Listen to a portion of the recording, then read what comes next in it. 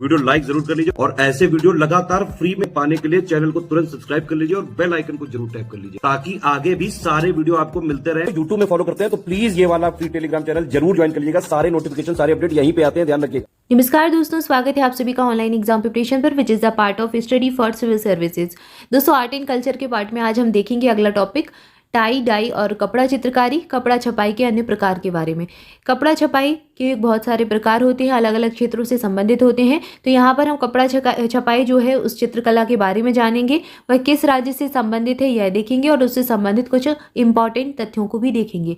तो चलिए स्टार्ट करते हैं। इसके पहले कुछ और वीडियोज़ भी हम कवर कर चुके हैं, कुछ और टॉपिक इंपॉर्टेंट कवर कर चुके हैं। अगर आप देखना चाहते हैं तो आप चैनल पर जाकर प्लेलिस्ट वाले सेक्शन में जाकर सारे अपने टॉपिक जो प्रीवियस में करवाए गए हैं उनको कवर कर सकते हैं।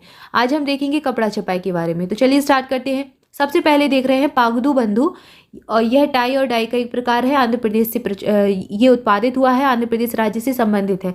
इसके अलावा तेलिया रुमाल का संबंध भी आंध्र प्रदेश से है। दोनों ही आंध्र प्रदेश के हैं और तेलिया रुमाल बहुत इंपॉर्टेंट, यहाँ से प्रश्न एग्जाम में पूछा गया है।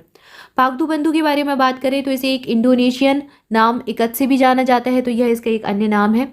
इसके अलावा इस टाई डाई प्रक्रिया में कपड़े को पहले बुना जाता है और फिर उस कपड़े पर रेजिस्ट बाइंडिंग की जाती है, जिसे फिर रंगा जाता है। तो यहाँ पर पहले कपड़े को बुना जाएगा, उसके बाद फिर इस पर रंगा जाता है। रंगाई इसके बाद की जाती है। तो कपड़े पर जो रंगाई की जाती है उसको कहते हैं इकत। इंडोनेशिया का एक नाम है इकत, ठीक है। और भारत में इसको पागदू बंधु के नाम से जाना जाता है, आंध्र प्रदेश का है। तेलिया रुमाल, इसका संबंध भी आंध्र प्रदेश से है। इसका शाब्दिक अर्थ होता है तैलीय रुमाल, जहाँ कपड़े को तैलीय बनाने के लिए एलिजरीन रंगों का प्रयोग किया जाता है। तो अगर आपसे पूछा जाए तेलीय रुमाल में किन रंगों का प्रयोग होता है, तो एलिजरीन रंगों का प्रयोग होता है, याद रखें। आपसे जो प्रश्न इसमें पूछे जाते हैं वो राज्यों के नाम ही पूछे जाते हैं प्रीलिम्स लेवल पर। तो ये तो आप बहुत अच्छे से याद रखें, किस कला का संबंध किस राज्य से है, यहाँ से प्रश्न पूछे जाने की सबसे ज़्यादा संभावना होती है। तो पागदू बंधु और तेलिया रुमाल यहाँ तक हमने देखा, दोनों आंध्र प्रदेश के हैं। अगला जो हम देख रहे हैं अजरक छपाई। अजरक छपाई का संबंध है गुजरात से, और साथ ही साथ मातानी पछेड़ी, ये भी गुजरात का ही है और यहाँ से भी प्रश्न एग्जाम में पूछा गया है। मातानी पछेड़ी से पूछा गया है प्रश्न। अजरक छपाई की बात करें, गुजरात का है। यह एक ब्लॉक प्रिंटेड टेक्सटाइल है जो कि इंडिगो और मैडर सहित प्राकृतिक रंगों का उपयोग करते हुए रेजिस्ट डाई किया जाता है। यह मुख्य रूप से कच्छ के क्षेत्र में खत्री समुदाय के द्वारा किया जाता है। तो गुजरात में जो कच्छ का क्षेत्र है, कच्छ का रण वाला इलाका है, वहाँ पर एक खत्री समुदाय रहता है, उनके द्वारा मुख्य तौर पर किया जाता है। गुजरात से संबंधित है, ये याद रखें आप। इसके बाद अगला जो गुजरात का है मातानी पछेड़ी। तो मातानी पछेड़ी का जो शाब्दिक अर्थ होता है देवी के पीछे होता है, और यहाँ पर लाल रंग का इस्तेमाल किया जाता है मुख्य रूप से। तो ये इंपॉर्टेंट फैक्ट यहाँ पर है, याद रखें। इसके बाद अगला है थिगमा। थिगमा जो है ये लद्दाख का है।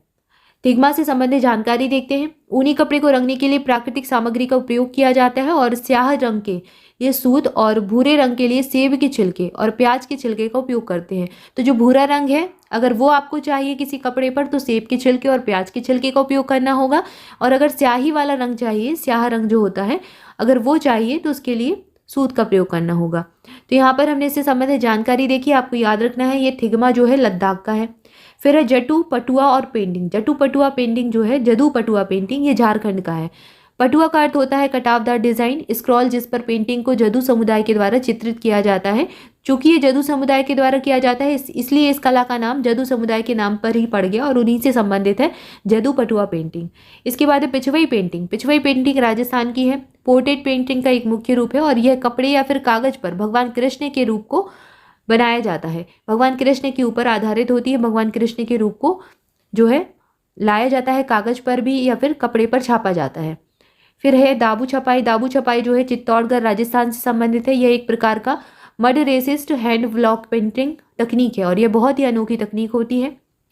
फिर है मुथांगी। मुथांगी का संबंध तमिलनाडु से है। यह इस प्रकार की पोशाक मुख्य रूप से मूर्तियों के लिए बनाई जाती है।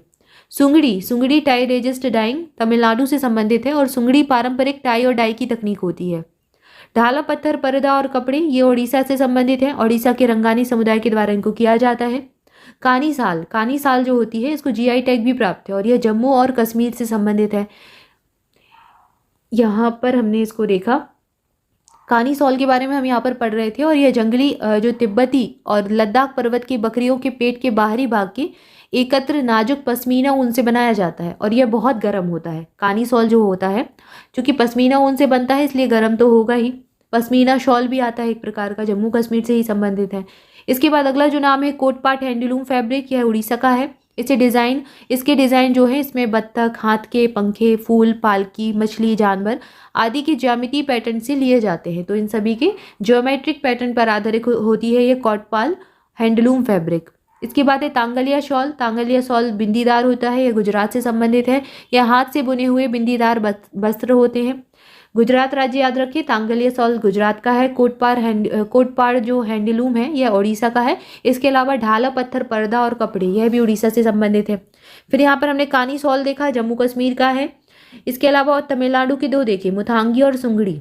चित्तौड़गढ़ राजस्थान के हमने दो देखी, दाबू छपाई राजस्थान का है, पिछवई पेंटिंग राजस्थान का है।